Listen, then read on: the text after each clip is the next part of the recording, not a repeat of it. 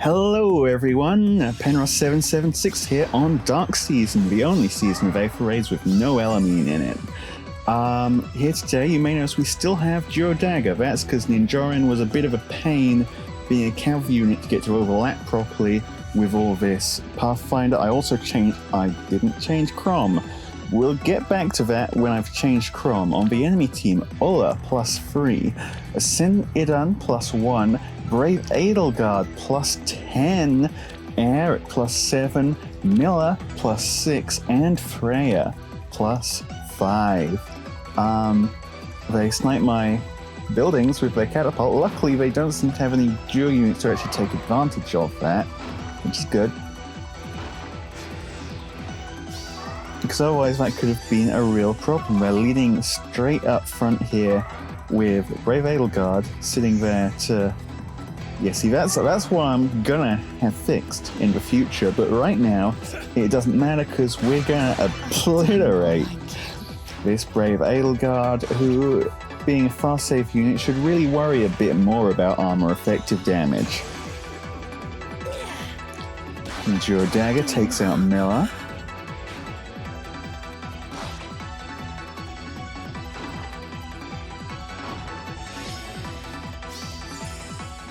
And yeah, two pretty simple, straightforward kills there for the victory. You see, I love Dark Season. On to the second battle here, facing off.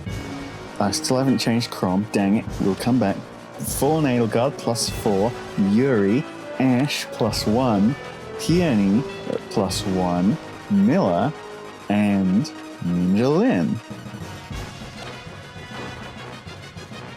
I swear I'll remember to change that Chrom next time. Honest. So I wonder what kind of direction they're going to take here. There's a player phase is sort of set up with the Yuri and the Ninjorrin, or they could go in with the Fallen Edelgard. I'm not sure which way they'd prefer. Looks like Edelgard it is. Again, interesting rally there, but it is Duo Chrom leading off. Can he take this? Oh, that's not a damage special. Of course it isn't. Yeah, Duo Chrom has this, no problem. Gets danced, and he gets to follow up with a kill on Peony as well.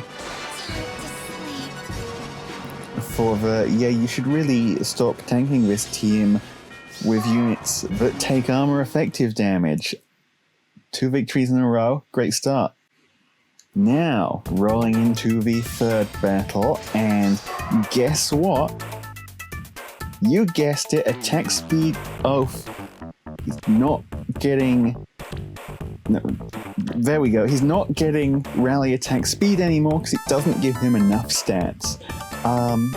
So, no, we'll hit Dagger, and that's it. She'll stop there. She won't go all the way back. And the enemy team: Peony, Ash, Harmonic Myrrh, Regular Myrrh +4, and Fallen Edelgard. This person perhaps a Myrrh enjoyer. This person perhaps doesn't want to fight by the looks of it. Maybe they forgot their 6th unit. Went back to go and... Well, it doesn't really matter. Getting through these quite fast, aren't we? Next up, Dagger +2, Air +1, Duo Ephraim +8, Peony, Lysithea, Harmonic Lysithea, and Duo Chrom +2. What's the approach here? Looks like they're going up the side. It's a pretty sensible approach. You can actually snipe Eldigan from there.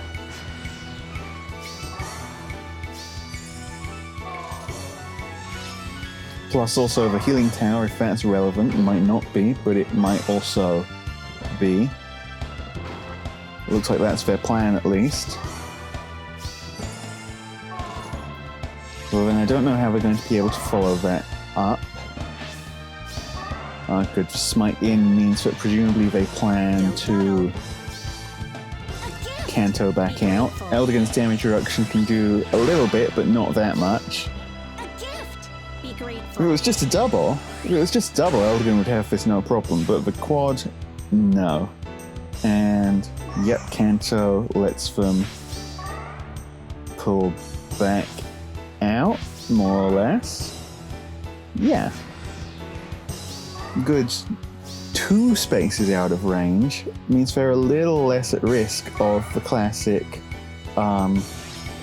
unit just Kobeing all the way down the map to get a kill anyway. That being said, what can they do here? Send Idun, a fast save tank, really strong in this situation. And ooh, someone didn't expect Pathfinder Duo Dagger shenanigans again. And on the opposite side, Note versus Dagger. Note, is she... No, she's not fast enough to get the damage reduction to survive that. Goodbye, Note. Bye-bye. Still, 1 kill. Do they keep going? They're still in kind of a... Yeah, they stop. Still in kind of a sticky situation with Ascendant Idun in the middle of their team, and... yeah. Giving up. Following up, next, who do we have here?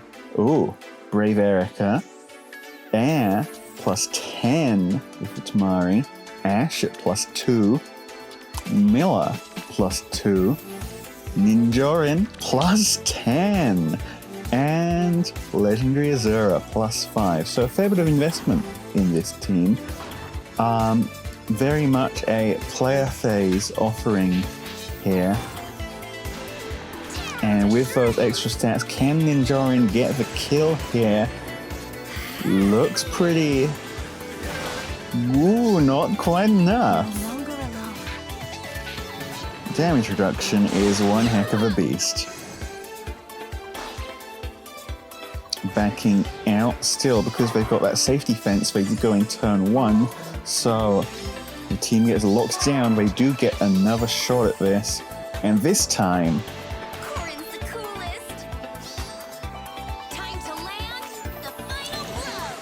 yeah, this time they're gonna get it. But surviving even 1 salvo from Ninjorrin as a blue unit is pretty dang impressive. Now they're backing back out again. How far out can they get? Pretty far. But, well, we'll see where we end up. Okay, yeah, they get another turn. At the moment, their position actually looking pretty good here. Does Ash kill? I think not quite, right? I do. Oh no, never mind. I'm bad at maths. Ash kills. Cantria is down. And, yep, backing... Ooh! Interesting move. I guess that does work. Yep. And with Cantria down now, Duo Chrom is the only thing stopping them from popping that Duo skill as well. This time, yeah, now they've got problems though, because Duo Chrom pops his Duo Chrom to change fate, and changes the fate of this battle by obliterating Ash. Not really much of an obliteration, actually. Ash quite tanky, but it seems like they didn't like losing that unit.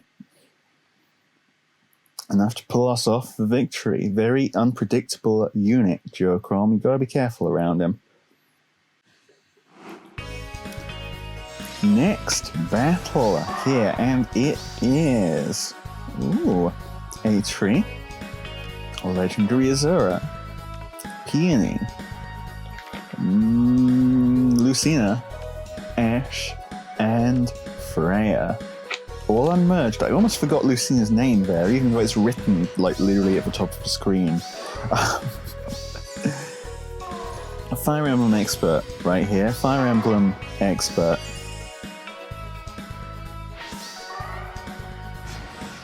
Interesting to see what their approach here is going to be as well. Eitri, another pretty strong option against our Ascendant Idun, but I'm not sure they've got enough to sweep the whole team here.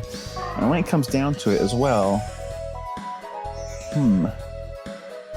well, in any case, going in with Eitri, 64 times 2, that's a lot of damage. And her res is high enough that she doesn't even trigger Dragon Wall, so yeah, this is a big one for Eitri. Big win.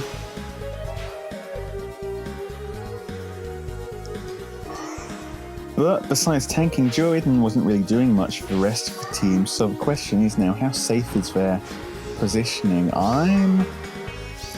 It's pretty safe. I don't know if it's safe enough. Oh, it isn't. It isn't. Duo Chrom with the power of Change Fate and Pathfinder and Deadeye, 160 damage to that poor Lucina. And he's up front now. They could mount a counterattack against him, but oh, they do. Wow, Eitri kills. I'm a little surprised. Not very surprised, but you know, a little bit surprised. And going for the kill on Note as well. How thoughtless.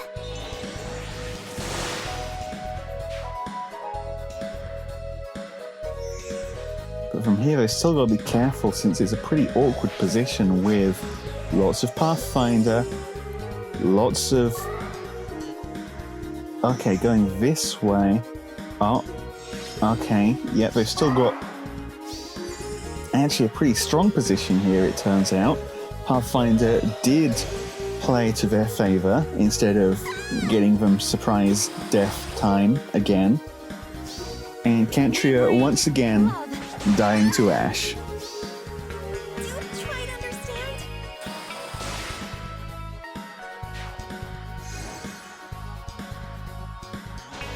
Next up, Dagger getting shot down by Eitri, and they probably have an answer to Note here. Freya not quite enough, but they've still got more tools left at their disposal in the form of not one, but two dancers. Yeah, there we go. Interesting way of doing it, not sure why they did it like that. A dream never ending.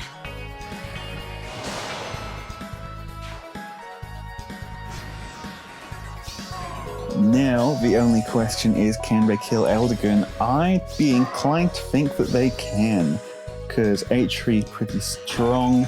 They do need... They wasted their last turn. Couldn't get pots. Surrendered. Hey, and we got one kill as well, so even if we didn't win, that would have been pretty decent, but the victory is a victory, earned or not. Alright, who faces us next? One Eitri down, and look, here's another +3. Air +10, pretty strong unit. Ash +1. Fjorm +9.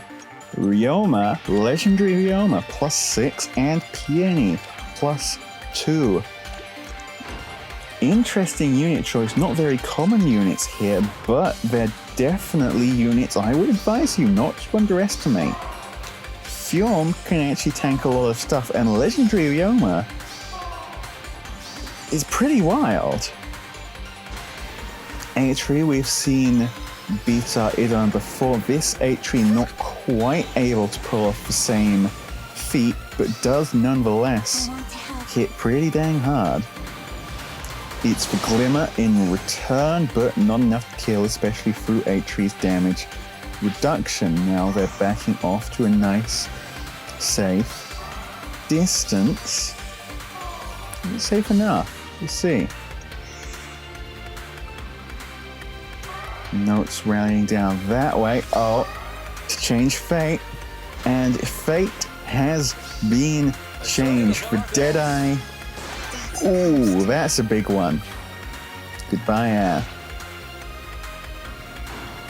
Still.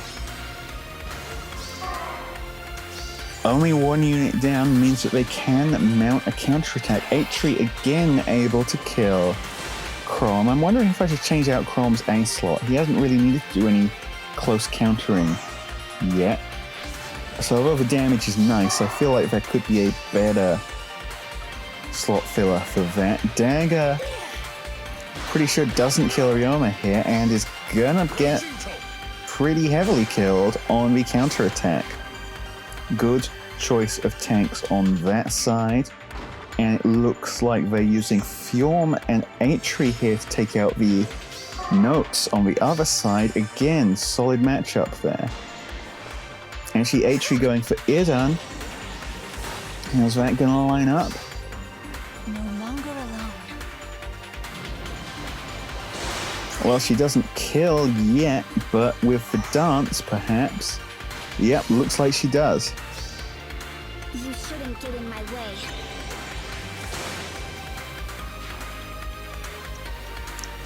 And yeah, Ryoma, I expect, can tank Catria no problem. Fjorm versus Note. Oh, big damage from that Fjorm, actually. The dance is strong, but I don't think it's enough. Yeah, only 8 more. And My all. luckily pretty much wasted the Aether healing there. But Fjorm, notably very much still alive. And yeah, as we expected, Ryoma has no problem against a green melee unit. Just Note and Edelgard left, and they're probably in a pretty good position to kill both of those here if they want to, but going up the side to get pots, or I guess surrender. Don't know what they're thinking. Were they not confident in Fjorm's ability to survive that, maybe? I guess we'll never know, except, aha, we will, because this is actually a YouTuber, and you can see their side of this match in a video I've put in the, whatchamacallit, the thing you click on, or it's in the description. You can check out their side of things. Go take a peek, actually. Pretty smart gameplay going on over here. Got a little unlucky with the movement skills, but very well played. And now that you've watched that, please do come back, because we've got more matches still. On this team, Yuri, Ash +2, Peony, Ninjorrin, Robin, and Brave Hector +1, near save. Ooh. Nearly sneezed there. Not a proper sneeze, so it doesn't get edited out.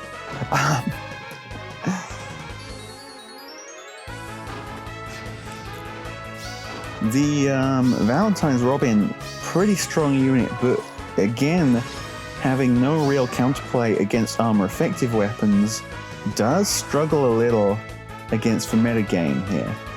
Still interesting. Oh, interesting positioning. I thought they were going to try and tank range with Brave Hector there, which would have been sensible, but they did not do that.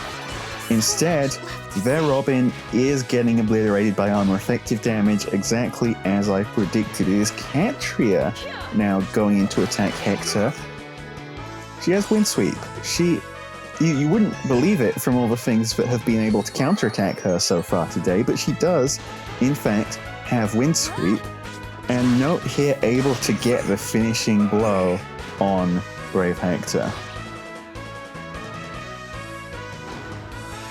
Pretty strong opener there. Pretty strong opener. But they do keep going. Yuri with the kill against Catria here.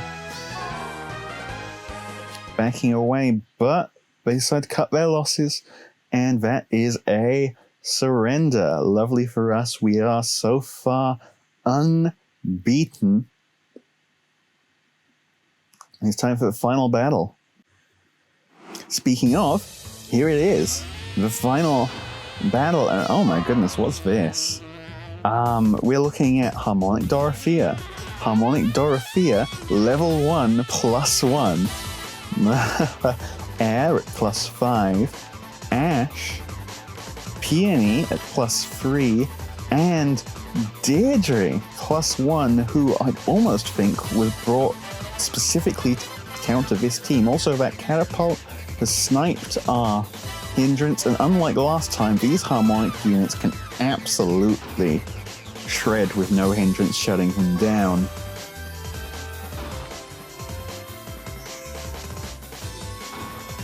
Wonder what their approach is here. Deirdre should be able to cut through Idun pretty easily, I'd expect. But their positioning is kind of odd for that. Going in that way. Oh, for Wings of Mercy? Perhaps? I'm not sure. Okay, there's an interesting plays here. I guess getting Deirdre's hit points low to enable... She had Desperation, didn't she? So yeah, getting into Desperation range, and then this turn, I expect they're going to go off and just fully clear everything. Yeah, there it is. I'm pretty sure the Desperation was entirely unnecessary here, but you know what? Sure, why not? And next up, Note. No problems against Note. First harmonic dance down. You'll be enchanted. Dancing the dancer with the other harmonic dance. Gives them how many more actions? Plenty. Iceberg for Joe Dagger. Goodbye. 69 damage. Next up, Note. Okay. And I guess the last question is, can they kill Joe Chrom here, or are they going to have to box him in? Actually using a Harmonic Dorothea, interestingly enough, to take out Katria. And, oh no, Ash. Taking on Chrom at close range here. 12 damage. Takes for Deadeye in return for 30. She has to kill on this hit, but she does get Bonfire, and that is enough.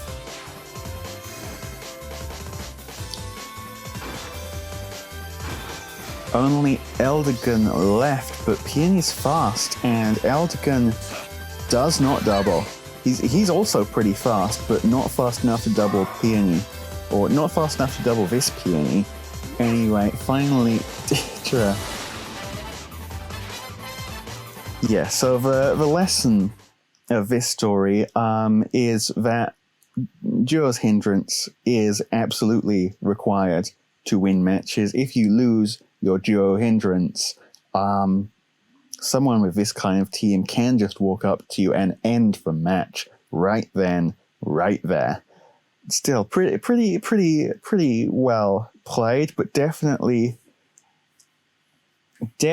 hit the jackpot when it came to having the right units and the right building placement to just counter the strategy I'd brought here.